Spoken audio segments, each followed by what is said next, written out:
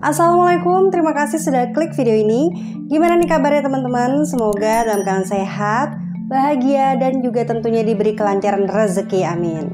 Teman-teman, kasus yang akan kita bahas kali ini sangat menyayat hati, dimana karena masalah ekonomi bisa membuat orang sampai tidak menggunakan hati nurani mereka, yang bahkan hal itu tidak memberikan keuntungan untuk mereka sepeser pun, yang ada malah akan dihantui oleh perasaan bersalah seumur hidup mereka. Gimana kisah lengkapnya? Yuk kupas tuntas di channel Rika Roh.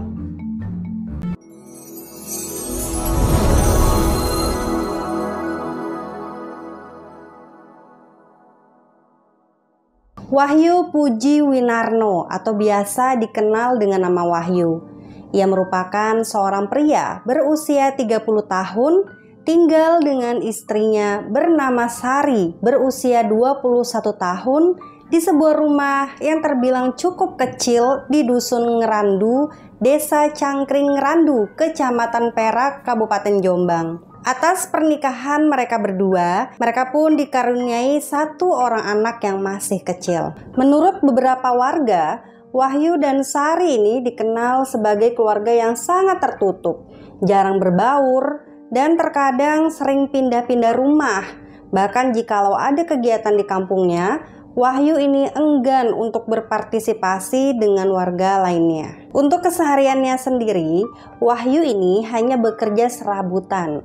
Terkadang bila tetangganya meminta Wahyu untuk membetulkan rumah mereka, Wahyu yang mempunyai keahlian di bidang bangunan pun selalu membantu beberapa tetangganya itu. Sedangkan untuk Sari, dia hanyalah seorang ibu rumah tangga yang tidak bekerja di luar. Akhirnya dikarenakan sangat pusing gitu memikirkan ekonomi mereka yang tampak semakin terpuruk, Wahyu dan Sari kemudian memutuskan untuk mencuri barang berharga di sebuah rumah mewah. Pada suatu hari, di saat Wahyu ini sedang berkeliling kampung, tanpa sengaja dia melihat ada sebuah rumah mewah yang dimiliki oleh seorang ibu rumah tangga bernama Eli Marida. Diketahui Ibu Eli ini merupakan seorang wanita yang berusia 45 tahun.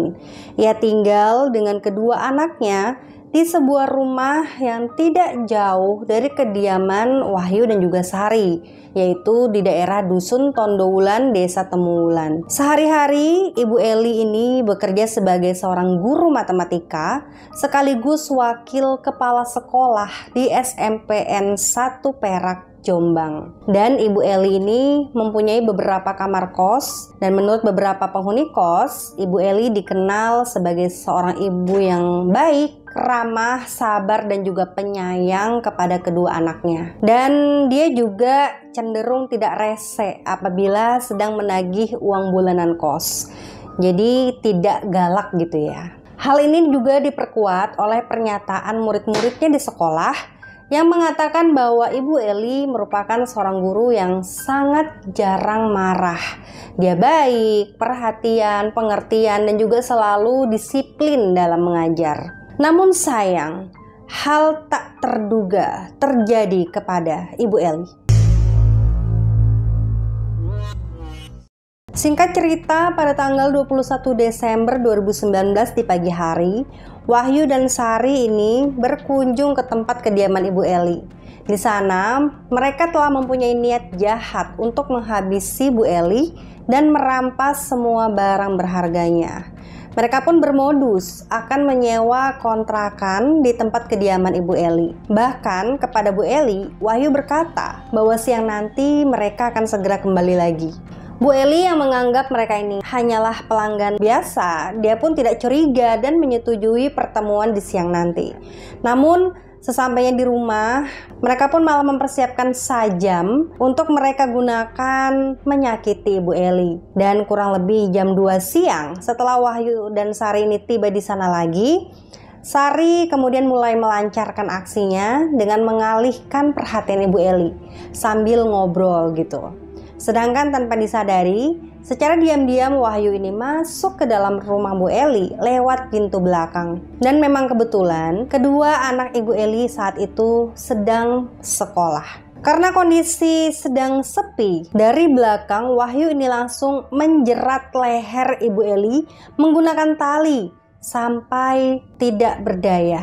Adegan brutal itu pun dilanjut dengan Wahyu yang langsung menusuk bagian dada Bu Eli menggunakan sebilah pisau yang memang dia bawa dari rumah. Mengetahui bahwa Bu Eli ini masih dalam keadaan hidup alias sekarat, Wahyu pun mengambil sebuah paving block dan memukulkan paving tersebut ke arah kepala Bu Eli. Sampai pada akhirnya dia pun kehabisan darah dan kemudian meninggal di tempat. Dirasa sudah aman, Sari dan Wahyu pun bergegas mencuri barang-barang berharga milik Bu Eli seperti tas, dompet, handphone, dan uang tunai sebesar Rp350.000. Tubuh Ibu Eli kemudian mereka seret dan disembunyikan di belakang rumahnya.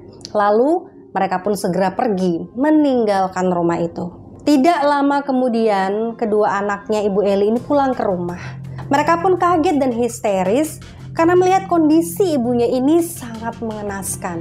Mereka kemudian berteriak sambil meminta pertolongan kepada warga sekitar. Warga yang mengetahui pun langsung segera memberitahu polisi untuk datang ke tempat kejadian tersebut. Dan sesampainya di lokasi TKP, polisi menemukan ada sebuah barang bukti yang kuat berupa paving block yang diyakini sebagai alat untuk menyakiti Ibu Eli. Dan untuk mengetahui siapa yang telah melakukan pembunuhan ini, polisi pun langsung menyelidiki paving block itu untuk dicari sidik jaringnya. Sementara teman-teman, tubuh Ibu Eli pun langsung dibawa ke rumah sakit dan akan diotopsi lebih lanjut. Lalu dari hasil otopsi, dokter forensik mengatakan bahwa penyebab kematian Ibu Eli ini adalah luka tusuk di bagian dadanya dan juga luka berat di bagian tengkorak dan juga pelipis. Dan teman-teman, 3 minggu kemudian, akhirnya polisi pun berhasil menentukan dalang di balik kasus pembunuhan ini melalui petunjuk dari paving block yang tidak sengaja mereka tinggalkan. Dan dari hasil penyelidikan itu, diketahui dalang di balik semua ini,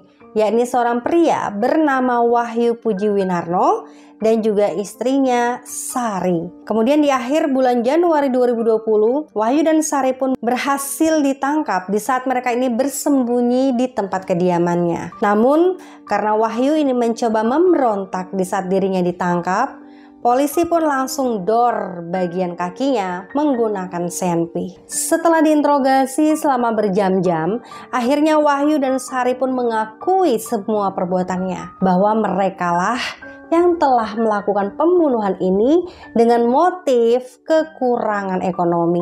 Dan atas perbuatan mereka pun dijerat dengan pasal 339 KUHP, subsidiar pasal 338 dan 365 KUHP tentang pembunuhan berencana dengan ancaman hukuman maksimal selama seumur hidup atau 20 tahun penjara.